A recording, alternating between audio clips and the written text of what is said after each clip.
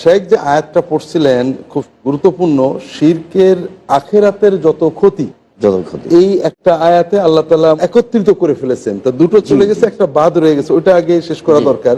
আল্লাহ তাআলা বলছেন ইন্নাহু মাইয়ুশরিক বিল্লাহ ফাকাদ হারামাল্লাহু আলাইহিল জান্নাহ ওয়া মাওয়াহুন নার ওয়া মা লিয-যালিমিন মিন আনসার। এখানে লক্ষণীয় প্রথম কথা হলো যে একজন মানুষ ইমানদার, শত পাপ করেছে, অন্যায় করেছে, নেক কর্ম করেছে, তার এক সময় না এক সময় জান্নাতের একটা আশা থাকে।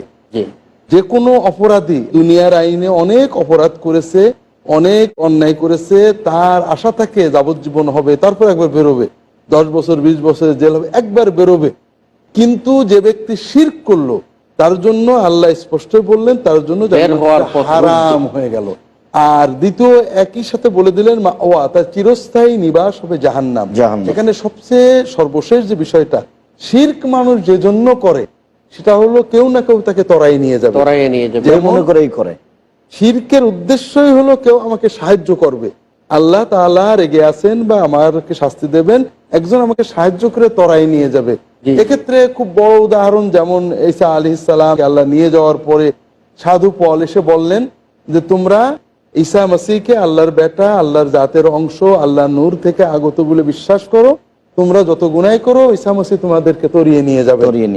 এই আমাদের সমাজে যত শিরক আছে, একটা ব্যক্তি জীবিত বা মৃত ব্যক্তির কাছে আমরা যাচ্ছি যে উনি তরাই নিয়ে যাবেন, উনি কবরে এসে আমার সামনে দাঁড়াবেন, শিওরে দাঁড়াবেন, বা জান্নাতের সময় আমাকে নিয়ে যাবেন।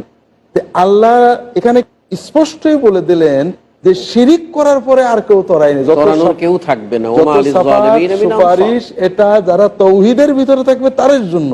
আল্লাহর সাথে শিরিক করার পরে তুমি আরেকজনের সুপারিশের জন্য তাকে আল্লাহর চেয়ারে বসিয়ে দিয়ে, অথবা আল্লাহর যে মর্যাদা দেওয়ার দরকার ছিল সেই মর্যাদা দেওয়ার পরেও আল্লাহ তাকে তোমার জন্য সুপারিশ করতে দেবেন, এই ধারণা তোমার অন্তরে রেখো না।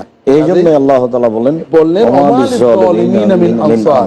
যারা এই প্রকারের জুলুম করেছে, অর্থাৎ শিরকের জুলুমে নিপতিত হয়েছে, তাদের ওই জাহান্নাম থেকে বেরোনোর অথবা জান্নাতে প্রবেশ করানোর জন্য কোনো সুপারিশকারী, সাহায্যকারীর কোনো আশা তারা করতে পারে। ধন্যবাদ আপনাকে।